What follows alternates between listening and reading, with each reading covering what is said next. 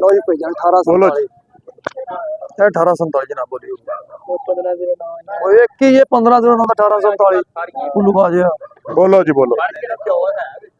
टोका बड़ा करा हुन कर लेंदे 3000 3000 रुपये 3100 रुपये 31.25 रुपये आ टोका 31.25 रुपये 32 रुपये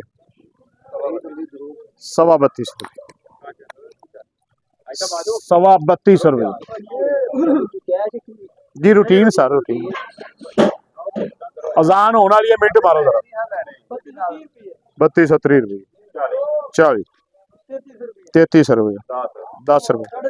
33.5 55 रुपये 3400 रुपये 5 रुपये 3405 रुपये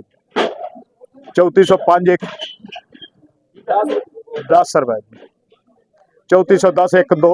3434 रुपये 49 रुपये 3449 रुपये 50 1 2 3 जी। लो जनाब 1847 3450 रुपया साहब 3450 रुपये 34 सारे आ गए जनाब किथे ले जाना जे ले जाओ सर 1847 मुझी जे है माल चेक कर लो बड़े दोस्त सलामा करते हैं कि यार तेरी दसदा नहीं तेरी भाई दसी है उत्ते मेंशन भी कर चढ़ी लिख भी चढ़ी दी है ते 3430 रुपये रेट होया जनाब।